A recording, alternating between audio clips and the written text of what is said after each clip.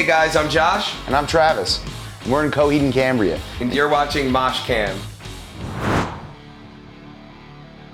It's probably pretty hard to narrow it down to one gig. We've been doing this for a really long time, and I mean, there's certainly standout ones, but picking specifically one gig that stood out above all the other ones is kind of tough. But I don't know, what would one great gig? We just did Radio City Music Hall in New York City, and that was a big deal for us. You know, it's a very historical place in our home city. I mean, there's crazy. Yeah, crazy is like crazy could be good, as in the crowd's just nuts, you know.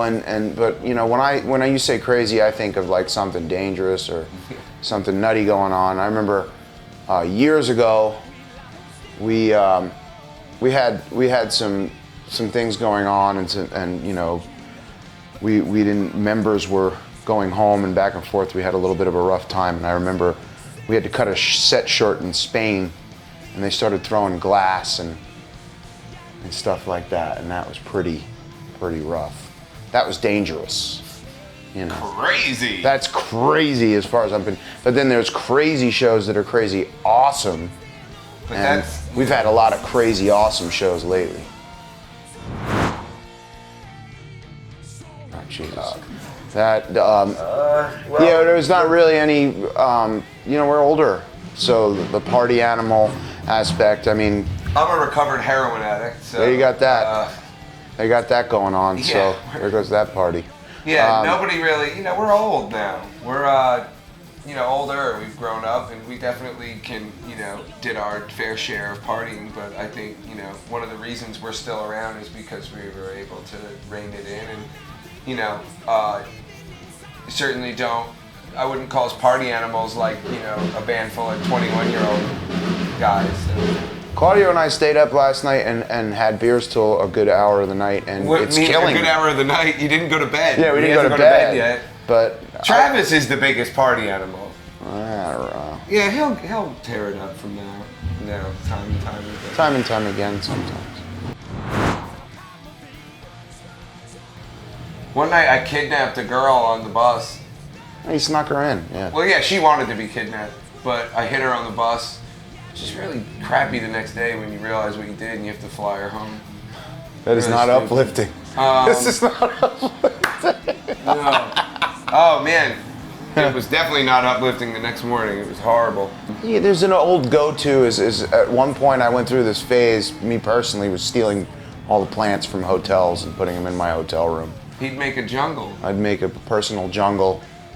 And we'd always share rooms, me, Josh, and Kwame, who was our merch guy for years, and I would create this personal jungle land so that we could always go through the forest in our room. I'm sorry, I can't stop laughing. Travis's guitar tech broke his wrist a year ago. He's now got a machine wrist. Yeah, he's got a piece of metal iron wrist. We've all actually suffered some kind of injuries from playing music.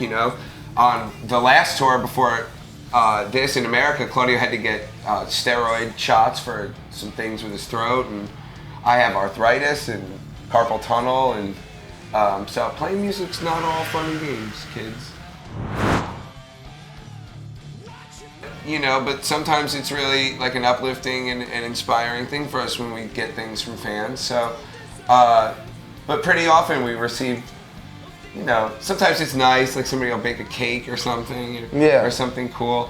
But sometimes, we just get some really wild stuff, like a 12-page letter, which, I think there's a piece of me, at least personally, that we appreciate that. But sometimes it's a little strange. But dig through the annals of our memory. I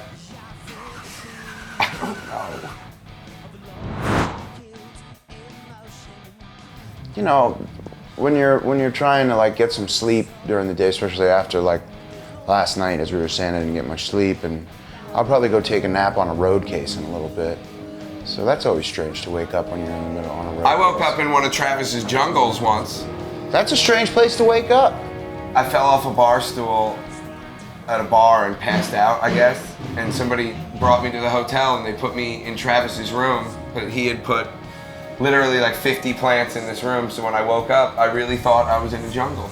Botanical wonderland. Yeah, it was amazing. Well, yeah, we've had shows stopped because the crowd, you know, was like pushing each other into to the barriers and stuff like that, and that's always a rough thing. But we always those lights are going on and off like kookiness. But that's always a crazy thing when it has to stop the whole show. But we've always gone back on. So yeah, first time on Warped Tour years ago in like 2003.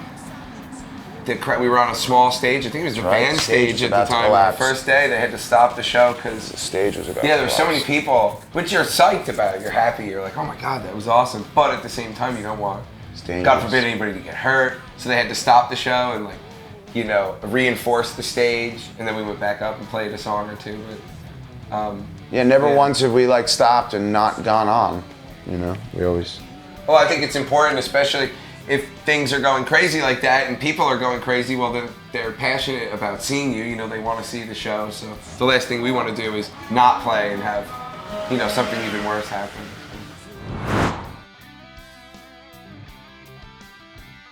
Yes, both of us have.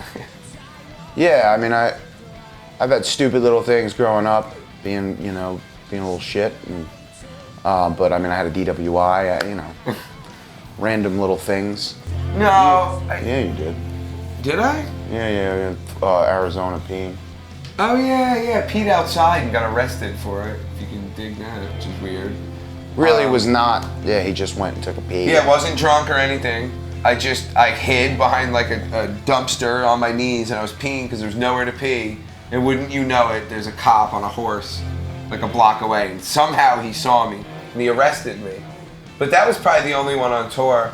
But, you know, I've had many run-ins with the cops, but I'm 33 years old now, so thankfully, you know, in the last 5 years, I haven't had any run-ins with the cops, and I don't plan on. Least that I've ever had any more is a speeding ticket. Well, I think that's pretty normal. And that sucks, but yeah, it's normal. We don't do anything that the cops are gonna need to particularly bother us. We're boring. And proud to be. Proud to be boring, but we like, you know, we get to do what we love, which is play music. A lot of the bands that their whole thing is, look how crazy we are, look how crazy we are. They were never even one speck as crazy as we were. We really went down those roads, so there's a bit of pride. Well, I'm happy that that I'm alive, and, you know, I'm crazy. This is an interview more suited for like a band that's 21 or something. You know, we're adults and we play music and we put our focus on the show and, you know, this is what we do for a living and what we care about. So, but we've done a lot of crazy things. I just don't think we're that eager to scream it from the rooftops. Nah.